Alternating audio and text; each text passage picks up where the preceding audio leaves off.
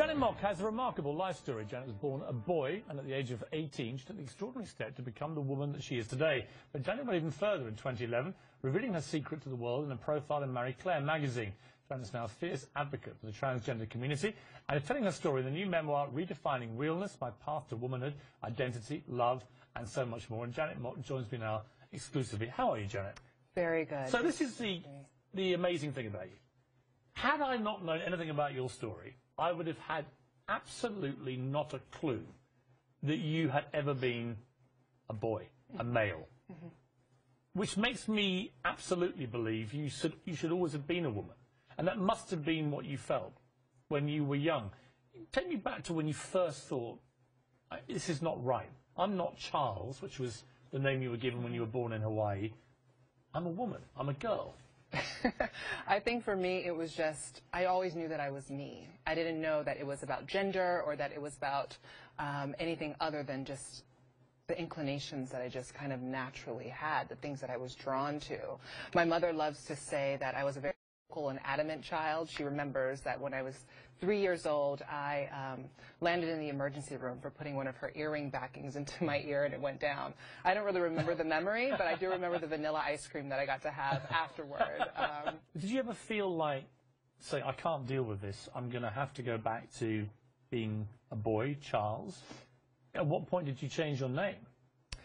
I think for me, it was a series of little bitty steps, which I do detail in the book. But for me, there was never any turning back. It was always moving forward. When you began wearing the girls' clothes at school, was that when you began calling yourself Janet, or was it after you had the operation when you were 18? It was way before that. I was named Janet because of my love for Janet Jackson, because of our shared cheekbones and smile. You do look a bit like Janet Jackson. I don't want to say anything, but now you've raised the spectre. Well, I've interviewed Janet. You look very like her. I was very much obsessed with the velvet rope in high school, and I was very emotional at that time. And that album just spoke to me, and it was something that I think it spoke to a lot of people who felt different. Janet was fierce on that cover. She was fierce in it. She talked about her sexual orientation and her sexual fluidity and, you know, domestic violence and all these dark things within that album, which empowered me growing up. I'm seeing a bit of Janet and a bit of Beyonce, especially with the hair. Oh, I live for Beyonce. No, and the dress, because this is very like the dress Beyonce wore when I did it. Not that I can remember every second of that day. Well, I live for Beyonce, so that's a very great compliment. Thank you. So here you go. This takes a lot of courage, this. You're going through school. You've gone from Charles to Janet, from boys' clothes to girls' clothes. And you've coped with all the teasing and the bullying, and you've come through, and it's made you, I guess, strong in your head enough to say, I'm going to go through properly with this and become a woman. I'm going to have a transgender operation, which is a huge thing to do at 18. Tell me how you felt when you actually were approaching the operation. Well, that was a big step in a long journey, right? It took 18 years to come to that journey. It may seem very young to a lot of people, but for me, those matters were very urgent, and they were also a very long process. And so for me, it was a step for me to move closer to me. It was a reconciliation with myself. It was kind of a stamp of personal approval of my own womanhood. What was the moment after you had it, when you looked in the mirror and were finally able to think, wow, that is who I'm supposed to be?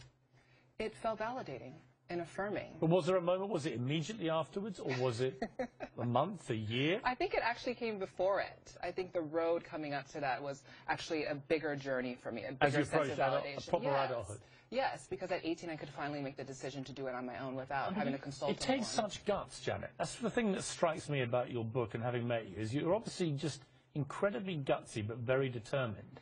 Because there must have been so many people, I guess, I'm surmising here, trying to persuade you this is not a good idea, that you should stick to nature's plan. You'll have heard all the cliches. Yeah, I guess I don't marvel at it that much, because for me there was no other choice but to be myself. You know, I was a young trans girl growing up in Honolulu, Hawaii, who had parents that were very ill-equipped but super loving. They were super accepting of me. And for me, I had no other choice. I needed to be myself. I knew that by choosing to live my life for me and cut out all the noise from other people, then it would enable me to live a life that was full and affirming and happy. You come to New York about 8 years ago. You got a scholarship to college, moved to New York. You went to earn a master's degree. When you first got to New York City, what was that for you, after all you'd been through, to get to this thriving hub of all types of people? I think New York was the third part of my dream. I had 3 dreams, which was, number 1 was to become a writer, to live my life as myself, and 3 was to move to New York City. And New York City was a huge part of that dream. It's where I was able to find myself, find my voice as a writer, and then also develop my mission, which is to speak out and speak up alongside many girls that grew up like myself. In 2009, you meet a man, and you fall in love with this man, but there's something you have to tell him. Something pretty big you have to tell him that he doesn't know, which is that you used to be yourself a man. After the break, we'll find out how you told him that news and how he took it.